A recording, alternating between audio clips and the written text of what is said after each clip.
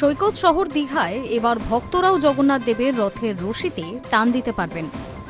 জগন্নাথ, বলরাম ও সুভদ্রা দেবী 3টি রথে চড়ে মাসির বাড়ি রওনা দেবেন। সেখানেই 7 দিন ধরে চলবে পূজার্চনা, প্রসাদ বিতরণ। উল্টো রথের দিন ফের মাসির বাড়ি থেকে ভাই বোনকে নিয়ে মন্দিরে ফিরবেন জগন্নাথ দেব। গত বছর রথের রশি টেনেছিলেন কেবল প্রাক্তন মুখ্যমন্ত্রী মমতা বন্দ্যোপাধ্যায় এবং তৎকালীন রাজ্য সরকারের ঘনিষ্ঠ অতিথিরা। রথের রশি টানার জন্য রাখা হয়েছিল সাদা পোশাকের সিভিক ভলেন্টিয়ারদের, কিন্তু সাধারণ ভক্তরা সেই রশি টানতে না পেরে ক্ষোভ প্রকাশ করেছিলেন। কিন্তু এবার যাতে সাধারণ মানুষও রথের রশিতে টান দিতে পারেন সেই ব্যবস্থা করা হচ্ছে দীঘার জগন্নাথ মন্দিরের রথযাত্রায়, এমনই খবর প্রশাসনিক সূত্রে।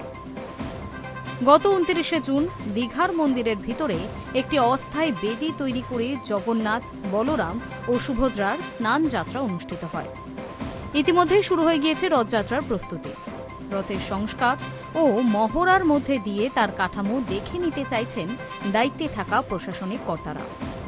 পুরীর মতো দীঘায় প্রতি বছর রথ নির্মাণ বা সংস্কার হয় না, তবে এবছর 3টে রথ নতুন করে রং করা হয়েছে।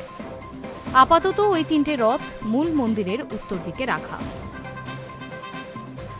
ইতিমধ্যে 3টি রথকে পরীক্ষামূলকভাবে মাসির বাড়ি পর্যন্ত টেনে নিয়ে যাওয়ার মহড়া শুরু হয়েছে। গত বছর রথযাত্রার অনুষ্ঠানে ভিআইপি সংস্কৃতির অভিযোগ উঠেছিল। প্রশাসনিক সূত্রের খবর, এবারের অনুষ্ঠানকে যাতে সেই সংস্কৃতি থেকে মুক্ত করা যায় সেই ব্যাপারেই বেশি সচেষ্ট রয়েছেন প্রশাসনিক কর্তারা। রথযাত্রার সময় অনেক পর্যটক দীঘায় আসেন। তাদের নিরাপত্তার কথা ভেবে ও রথযাত্রার সময় উৎসবকে ঘিরে যাতে কোনো অপ্রীতিকর ঘটনা না ঘটে তার জন্যই বিশেষ উদ্যোগ নেওয়া হয়েছে জেলা পুলিশের পক্ষ থেকে।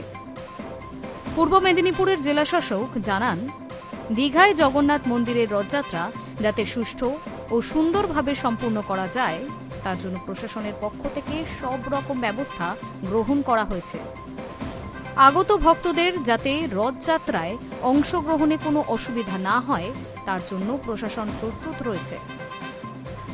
রামনগরের বিধায়ক জানান, আগে যারা দায়িত্বে ছিলেন তারা নিজেদের নিয়ে ব্যস্ত ছিলেন, ভক্তদের কাছে ভিড়তেও দেওয়া হয়নি, এমনকি রথের রশিতে হাত পর্যন্ত দিতে দেওয়া হয়নি।